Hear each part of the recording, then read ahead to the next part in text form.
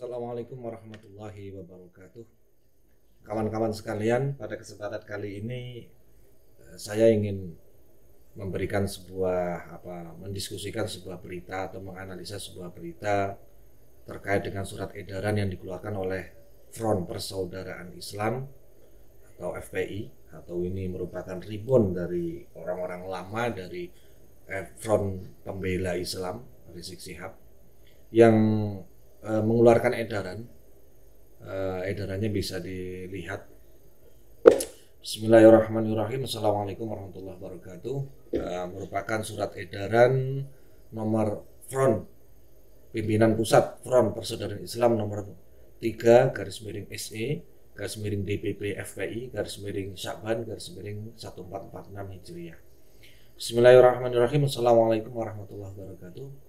Sehubungan dengan perkembangan kasus Pantai Indah Kapuk, nanti singkatannya PIK ya, PIK 2, yang terungkap fakta-fakta dugaan kuat penyalahgunaan kekuasaan dan atau korupsi dalam penyelenggaraan PIK 2, maka diserukan kepada seluruh komponen Front Persaudaraan Islam di daerah untuk melakukan aksi serentak pada hari Selasa 18 Februari 2025 di DPRD masing-masing daerah dengan tuntutan. Jadi ini ajakan untuk melakukan demonstrasi ya atas dasar tuduhan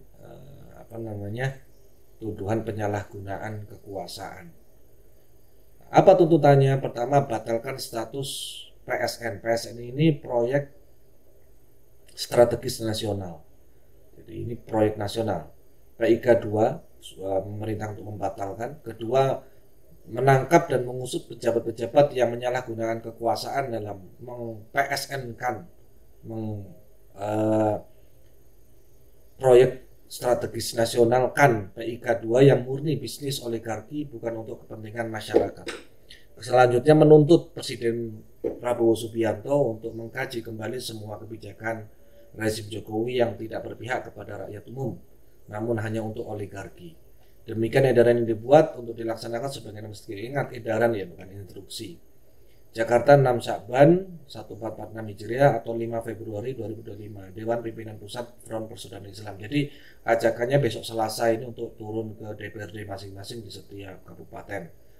Surat ini ditandatangani oleh, ini yang menarik, kalian lihat sendiri ya, Sayyid Muhammad Alatas, LCMA, Ketua Umum. Kemudian ditandatangani oleh Sayyid Ali Abu Bakar Alatas SH, Sekretaris Umum. Kemudian Abuya Ahmad Qurtubi Jailani, Imam Pusat. Saya nggak tahu ada ketua, ada imam pusat. Jadi ya kita telaah, cuman yang kita analisa. Satu, surat ini kalau menurut saya omong kosong. Surat ini omong kosong. Kenapa omong kosong? Karena pertimbangan berikut ini. Kita analisa suratnya. Pertama itu tadi deh, yang paling menarik mengganggu saya adalah kok bisa Sayyid Muhammad Alatas. Ini pembohongan publik loh ya. Keturunan Rasulullah itu Sayyid dan Syarif, bukan Habib. Ketika Habib Sayyidina Udelnya sendiri mengganti gelar, seperti Anda mungkin tiba-tiba di depan nama Anda diberi gelar Raden Mas gitu. Atau depan nama Anda dikasih tiba-tiba gelar legend atau gelar apa gitu, semau seudelnya sendiri. Ini jelas pembohongan publik. Dan ingat, kullu mutain memutahan. Di surat ini terang-terang menyatakan sebagai sayyid, maka kalau ada pihak yang melaporkan dia untuk membuktikan kesayyidannya dan itu tidak terbukti, orang ini bisa dikenakan pasal pembohongan publik ya, pembohongan masyarakat. Jadi aneh, Habib kok berubah jadi sayyid, jadi syarif itu kena berapa perkara. Habib itu kan Yahudi Askenazi, kok bisa syarif atau sayyid yang Quraisy itu. Dan itu dicantumkan dalam surat ya. Jadi lembaganya suratnya resmi. Nah, analisisnya gimana terhadap surat edaran FPI ini, Front Persaudaraan Islam? Saya lihat ini juga terpancing dari keributan HTI kemarin di Jogja yang tidak diapa-apain mungkin ya. Mungkin dengan edaran surat ini mungkin berpikir tidak akan diapa-apain oleh pemerintah. Pemerintah hanya bungkam melihat kelakuan mereka yang semau sendiri. Pertama, secara hukum dan sosial. Aspek legalitas dan hukum, kedudukan hukum FPI ini loh. Front Persaudaraan Islam ini sebagai organisasi yang pernah dibubarkan, FPI pernah dibubarkan, Front Pembela Islam itu pernah dibubarkan, dibekukan dan dilarang oleh pemerintah. Maka hari ini ketika ada Front Persaudaraan Islam itu perlu dikaji kembali keberadaannya. Dia tuh legal atau tidak. Pernah saya mendengar salah satu lawyernya kalau tidak salah, loh berkumpul berserikat itu kan hak setiap warga negara.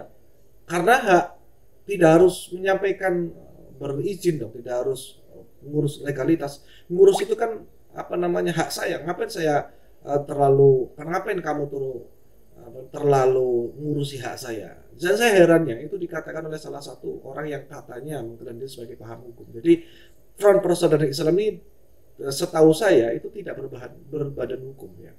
Jadi jika organisasi ini masih beroperasi tanpa pengesahan resmi dari pemerintah, maka surat edaran ini bisa dianggap tidak sah secara hukum atau ya omong kosong. Ya, nggak ada artinya omong kosong. Sudah isinya jualan, ya kan. Tujuannya juga surat ini nggak ada, dia nggak berbadan hukum mengeluarkan surat seperti tadi, surat edaran nomor sekian secara administrasi ya, seolah-olah legal, nggak ada, dan punya cabang-cabang memerintahkan seluruh DPRD se-Indonesia untuk melakukan aksi demo di DPRD. Loh, haknya apa? Tapi kalau memang ini organisasi bayangan, organisasi tanpa struktur, organisasi tanpa legalitas semacam HTI, maka ini termasuk golongan OTK, organisasi tak dikenal, siluman, ada, bergerak, tapi tidak terurus. Jelas ini berbahaya ketika nanti kuat secara sosial, tapi secara administrasi tidak terpantau. Kita lihat sekarang potensi pelanggaran hukumnya. Ajakan untuk melakukan aksi serentak di DPRD ini dapat ditafsirkan sebagai ajakan demonstrasi. Berdasarkan Undang-Undang Nomor 9 Tahun 1998 tentang kemerdekaan menyampaikan pendapat di muka umum. Aksi semacam ini harus memenuhi syarat. Seperti misalnya pemberitahuan ke pihak kepolisian minimal 3 kali 24 jam sebelum pelaksanaan. Jika tidak memenuhi syarat, maka aksi ini bisa dianggap ilegal. Saya tidak tahu hari Selasa itu tinggal sekarang hari Ahad, hari Jumat, Sabtu, Ahad, Senin. Berarti paling telat-telatnya itu besok kalau belum ada surat masuk izin ya, berarti ini cuman kertas sambal si parkit mungil ya. Kemudian dugaan fitnah atau pencemaran nama baik. Tuduhan terhadap pejabat-pejabat yang disebut menyalahgunakan kekuasaan dalam kasus Pantai Indah Kapuk 2 atau PIK 2 ini harus berbasis bukti hukum yang kuat. Jika tidak, pernyataan ini dapat berpotensi melanggar pasal 27 ayat 3 Undang-Undang Informasi dan Elektronik atau UT, Undang-Undang IT, atau pasal 310 sampai 311 KUHP. Di KUHP tentang pencemaran nama baik karena tuduhan korupsi di surat, bukan di lisan. Mungkin ada orang yang khilaf lisannya, ini dinyatakan, maka dia harus melakukan pembuktian atas apa yang dia tuduhkan di surat edaran itu terhadap orang-orang yang memegang kasus ini. Meskipun saya agak skeptis karena yang ngurusi, yang di satu sisi ini menyerang proyek PIK 2, di sisi lain lawyernya PIK 2 tahu sendiri siapa, Marga Aidit itu. Jadi ini saya melihat kok drama gitu ya. Drama. Tapi drama ini meresahkan karena ketika kesalahan diwajarkan, lama-lama akan menjadi salah kaprah, salah yang kemudian dibiasakan, dianggap biasa. Kemudian secara sudut pandang ini, misal sudut pandang sosial dan politik, ajakan seperti ini, surat edaran ini berpotensi meningkatkan ketegangan sosial atau potensi kerawanan politik, terutama karena menyebut kebijakan Presiden Joko Widodo yang tidak berpihak pada rakyat. Jika aksi ini dilakukan dalam jumlah besar tanpa koordinasi yang baik, bukannya tidak mungkin akan terjadi benturan gesekan dengan aparat keamanan, kelompok masyarakat atau warga setempat. Dampak terhadap pemerintah Prabowo gimana? Menuntut Presiden Prabowo untuk mengkaji ulang kebijakan Jokowi itu bisa menjadi isu yang sensitif loh ya. Kenapa? Karena mengingat kesinambungan kebijakan antara satu pemerintah yang lama dengan yang baru ini selalu mengalir gitu. Jadi secara politik hal seperti ini bisa menjadi polarisasi. Ya, orang-orang terkooptasi, terdikotomi antara pendukung dan otonomi. Terlepas masalah setuju tidak setuju dengan proyek itu, tapi ini memunculkan polarisasi. Kemudian sebelum mengeluarkan surat edaran, sebetulnya sebaiknya FPI ini harus memastikan bahwa organisasi ini legal gitu ya.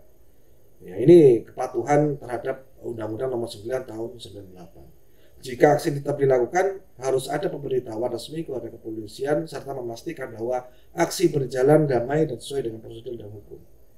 Maka sebaiknya lakukanlah jalur hukum. Jika ada dugaan penyalahgunaan dalam kasus pidana, laporkan ke KPK atau ke Ombudsman atau ke MK ya, jika terkait dengan regulasi. Dan ini yang harus dilakukan, yang harus dibiasakan di FPI itu ya. Hindari menuduh tanpa bukti gitu. Kalau memang ada bukti, ya masyarakat pun akan mendukung. Tapi ya walaupun FPI sebagai organisasi siluman ya. Jadi kalau memang ada bukti, kita akan berpihak pada kebenaran. Tapi ini menjadi kebiasaan itu, Tuman. FPI sebaiknya menghindari penyebaran informasi yang bisa dianggap sebagai penyemaran nama baik atau fitnah. Jika ada bukti korupsi sebaiknya dilaporkan, diproses, agar diproses, dikawal silakan. Nah, saran saya FPI ini jika dibandingkan aksi demonstrasi yang berpotensi menimbulkan gesekan sosial, FPI sebaiknya sebagai orang yang mungkin kelompok itu niatnya baik, mungkin loh yang niatnya baik, pasti dia melakukan dialog dengan pemerintah. Ya ngirim putusan, perwakilan. Pemerintah itu saya yakin sangat terbuka kok untuk dilakukan klarifikasi, terjadi pelanggaran, tidak main ajak ribut di setiap DPRD loh ini. Jadi kerawanan seperti ini, maka surat edaran ini menurut saya pribadi memiliki potensi dampak hukum dan sosial yang cukup signifikan, baik dari sudut pandang hukum dan sudut pandang yang lain seperti legalitas organisasi, prosedur aksi, kemudian resiko pencemaran nama baik. Nah, sebagai rekomendasi Front Persaudaraan Islam ini pertama-tama sebagai menempuh jalur hukum yang sah dengan menindaklanjuti. Untuk menindaklanjutannya yaitu apa ya, dia mendaftarkan diri sebagai organisasi yang legal, mau jadi LSM, mau jadi ormas, mau jadi apa saja silakanlah. Itu kan gampang sekarang caranya. Dan online toh, yang penting dan itu mudah kerja-kerja seperti itu. Dan ini aneh. Tapi yang membuat menurut saya itu terpukul adalah semudah itu merubah Habib menjadi Sayyid. Ini belum muntahan. Artinya dia siapa kok ngaku-ngaku jadi keturunan Rasulullah. Dipimpin oleh Ahwal lagi, oleh siapa tadi, Qurtubi apa siapa tadi. Nah itu. Jadi ini kan suatu menurut saya ini suatu hal yang sangat membagongkan ya, FPI ini, Front Persaudaraan Islam. Suatu hal yang sangat memilukan, memalukan, dan saya harap aparat tegas ya. Kalau ini dibiarkan nanti akan muncul surat edaran yang lain. Ya, masalah puasa, lebaran, apa saja yang menjadi keputusan pemerintah selalu saja waton sulaya, selalu saja mengambil sikap berseberangan dengan pemerintah. Padahal sebagai orang yang beriman sudah tahu bagaimana seharusnya orang Islam itu bertindak terhadap pemerintah. Apa itu? Yaitu Allah wa itu Rasul wa ulil amri minkum. Harus taat patuh selama pemerintah tidak melarang untuk sholat. Gitu. Kalau ada korupsi, laporkan ke KPK. Tapi sebelum ente ngomong, sebaiknya ente urus dulu bajunya, urus dulu organisasinya, daftarkan secara legal, jadi punya hak suara. Jadi nggak liar gitu loh. Kalau maunya liar, nanti diliarin oleh yang lain, nangis gitu loh ya. Terkaing-kaing, gimana? Gitu. Jangan saya sendirilah hidup di Republik ini, apalagi statusnya sebagai imigran gitu loh. Pendahulunya, leluhurnya. Sebagai itu. Jadi yang kalem-kalem itu jadi ikut jelek namanya gitu. Gara-gara orang-orang seperti ini ngaku saya seperti ini. Saya kira itu tanggapan saya terkait sudut pandang hukum. Ada edaran seminggu yang lalu, yang besok adalah tenggat terakhir untuk izin demo, dan demo se-Indonesia loh ya. Saya tidak tahu, mungkin bisa share di kolom komentar. Mungkin ada Front Persaudaraan Islam di daerah-daerah saudara sudah mengajukan izin untuk demo besok, atau sudah buat banner, atau memang benar sebagaimana pembukaan saya tadi, bahwa surat ini sebenarnya hanyalah bualan atau omong kosong. Itu saja dari saya tunggu komennya, ikuti saya jika ada informasi ini bisa menambah kemudian kita